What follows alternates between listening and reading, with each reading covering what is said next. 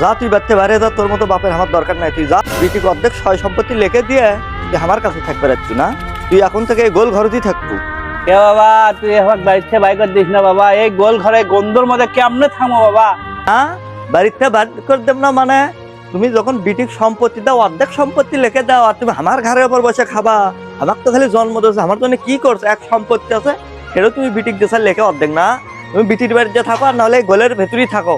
ওগুলা তোমার কান্দাকাটি করে আমার কাছে লাভ হবে না। থাকো তুমি, যত সব বিটিক সম্পত্তিতে আমার কাছে আছে। দেখি বেটার বাড়িতে তো জায়গা হলো না, বিটির বাড়ি যাই দেখি কি অবস্থা। বিটির বাড়ি তোমার দরজা লাগানো, ডাক দে তো। এবারে মা আসো না কিংবা? বাহ, কি খবর? ভালো আছেন মা? হ্যাঁ আলহামদুলিল্লাহ ভালো আছে। কি খবর, কি মনে করে নাকি? আসলাম আবি আকো। ওই তো গোসল করিচ্ছে, তা কি খবর নাকি? আরে আবি আক, আমি যে অর্ধেক সম্পত্তি লেগে দিছি, বেটা আমাকে বাড়িতে বাই করতেছে। তা চিন্তা ভাবনা করলো তোমাকে বাড়িতে কিছুদিন আমি থাকি। হ্যাঁ, ধাক্কা করবে যাচ্ছেন, সম্পত্তি সব লিখে নেবেন না? আপনি একটু নাম তো দেখি, যান আপনি যান। ধাক্কা না বাজার কোনোদিন আসবেন না, যান আপনি একটু যান। বেটা বাইর থেকে বাইর করতেছে, এখন বিটির বাড়িতে ধাক্কা শুরু করতো না। জামাইয়ের বাড়িতে এসে বসতে খাওয়ার বুদ্ধি বাই করছে। বিটির বাড়ি কেন? বিটির জামাই বিটি বাই করে দিল। এই গোল ঘর কি থাকা যায়? এই গন্ধর মধ্যে কেমনে থাকবো বাবা? আমার জীবনটাই শেষ। এ ভাই শোন, তুই বলে তোর বাপক বাড়তে বাইর করে দিছু, ব্যাপারটা কি? হ্যাঁ, বাইর করে দিছে। ওই বুড়োর মেলা দোষ আছে।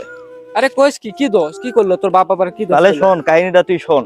আরে আমার বাপ কি করছে, আমাকে তো বড় করছে, কোনো কিছু দেয়নি। তার মধ্যে যা সয় সম্পত্তি আছে, অর্ধেক সম্পত্তি আমার বোনের নামে লেখা দিয়েছে। তাহলে কেমনে সহ্য হবি ক?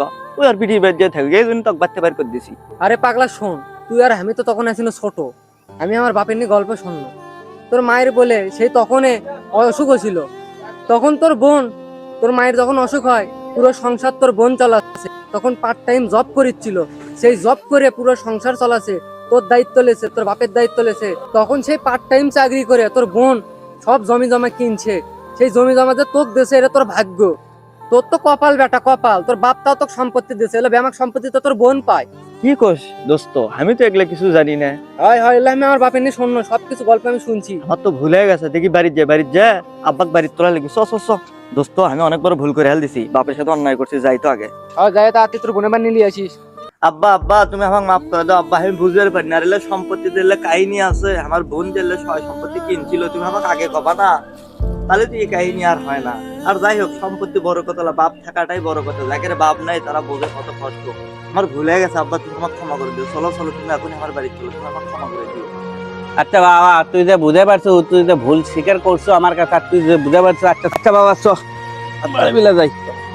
আমরা অনেকেই আছি এই ভুলটা করি, আমরা বাবাদের সঙ্গে এই আচরণ করি। বাবারা যদি বোনদেরকে সয় সম্পত্তি দেয়, আমরা কোনো কিছু না বুঝেই বাবা মার সঙ্গে খারাপ আচরণ করি। বাবা মা জানে কি করলে ভালো হবে। আর একটি কথা বলিস, বাবা মার সম্পত্তি টাকা পয়সায় বড় কথা না, বাবা থাকাটাই বড় কথা। যার বাবা নাই সেই বোঝে বাবা না থাকার কতটা কষ্ট। তাই কেউ কখনো বাবা মার সঙ্গে খারাপ আচরণ করবেন না। ভিডিওটি ভালো লাগলে অবশ্যই শেয়ার করে দিবেন। ইউটিউব থেকে দেখলে চ্যানেলটি সাবস্ক্রাইব করে দিবেন। ধন্যবাদ।